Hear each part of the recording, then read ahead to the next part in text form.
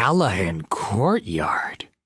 Both Jean and Patricia looked puzzled, wondering why Chase had suddenly mentioned this. Of course, everyone in the Lauderdale knew about this place. It was an extremely large housing development that had been built in the past 2 years. Nobody really knew who owned the development. Patricia had passed by it and seen the magnificent buildings in the distance, admiring the tall towers that had pierced into the clouds. They could almost be considered palaces. Why? It was Jean's question this time. Are you trying to say that the Callahan Courtyard is yours? Shut up, man, you're full of it, Patricia said sarcastically. You don't even know when to keep your mouth shut. Get out. Jean couldn't stand it any longer and waved Chase away. He shrugged and didn't explain anything. In any case, it was ingrained in their hearts as he was. It was a waste of time trying to talk to them. Chase then soon left. After he left, Patricia continued to babble on. I've heard 8 lifetimes of bad luck. What a good-for-nothing son-in-law. If he had the ability of my sister's son-in-law, I'd be set for life. She looked at the gift box on the floor with disdain and wondered what this good-for-nothing could actually give. What is this, anyway? She opened it and curiously noted that it was immediately disappointing as there was only one thing in the box. An old pipe. This was too much. I knew he was useless, but he actually tried to convince me with this as a proper gift. He's deliberately trying to make a fool of me. Looking at the pipe inside, Jean was also disappointed. It was just a piece of junk. And anyone seeing this giving it as a gift would surely be humiliated. In his heart, he scolded Chase countless times. However, what they didn't know was that at the same time, thousands of miles away in Miami, the city's largest antique auction was in progress. The owner of the Seaside Pavilion, Hugh Miller, also looked at the picture with concern. 2 days ago, a mysterious buyer bought Theodore Roosevelt's pipe from an auction house.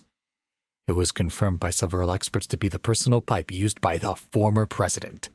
The starting price that the auction house had set, $500,000, was already a shocking price. One man immediately raised the bid to $1.5 million. The entire audience was shocked. One must know that in the world of antiques, a piece that had exceeded $1 million was considered a peerless treasure. In the entire auction house, antiques that could reach $10 million were extremely rare. Even though the price for Roosevelt's personal pipe was already high, the bidding went up until it was sold for $3 million. Anyone who would spend $3 million on a pipe must be extremely rich and a lover for history. After the deal, Hugh tried to meet the buyer, but the man who placed the bid said he was only representing somebody else and would not reveal who he was looking for. He was very interested in that mysterious buyer. After hearing about it from his staff, he found out that the pipe had been shipped to Lauderdale. He knew that he had to investigate this person. Someone who could drop $3 million on a pipe might have something interesting in some of the other items Seaside had for sale. If he could find the buyer and curry favor with him, it would be very beneficial for the entire Miami auction.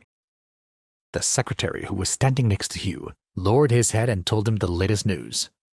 Mr. Miller, we've already contacted the buyer. We sent him an invitation, but he refused. Invite him again. Hugh's eyes lit up. He couldn't let this matter go. No matter how many times, you have to make contact with this person.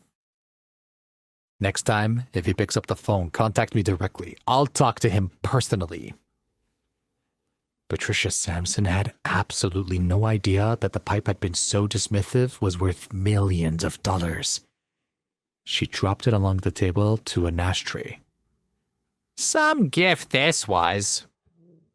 Patricia's father's house was covered with lanterns and all manners of party decorations. His birthday was a major event for the entire block. His name was Gregory Samson. He was veteran and already a very successful businessman. After his success, many people in the Samsons' extended family benefited. Now that he had retired, he was the most respected person in the neighborhood. This was his 70th birthday, and the entire neighborhood was attending the party. Inside the house's courtyard, there was a 15-foot-tall white marble fountain. The polished wood gate was open, and there were 2 large stone lions on either side of it. It looked like a grand ancient castle. On the far side of courtyard was a garden, and beyond the garden was the expansive backyard. And at this time, in the backyard, a group of young people from Samson family were gathered together, talking and eating watermelon. Hey, do you think that good-for-nothing Chase will come to Grandpa's 70th birthday? Everyone began gossiping about him. After all, this good-for-nothing was somewhat famous in Samson family. If he didn't come, the party would be much less interesting. Someone said, "Oh, I don't think he'll be here. Last time, at Patricia's anniversary, there was a huge argument when Chase got there. They definitely won't invite him." Someone laughed and said, "His life is a total failure." Not only did he arrive in jeans to the party, he got into a fight with the security guards. I wonder what Celia was thinking when she insisted on marrying that trash. At least things aren't boring.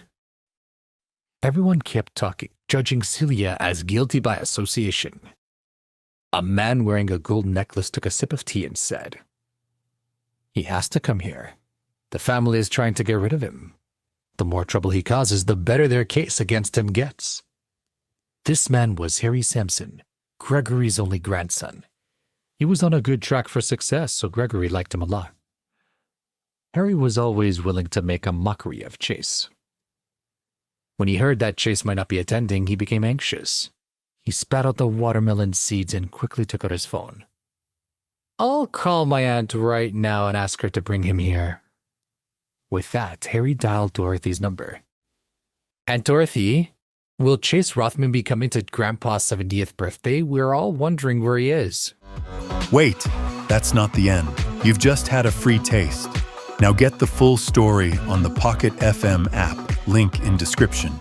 Check out our next video and playlist, and don't forget to like, share, and subscribe.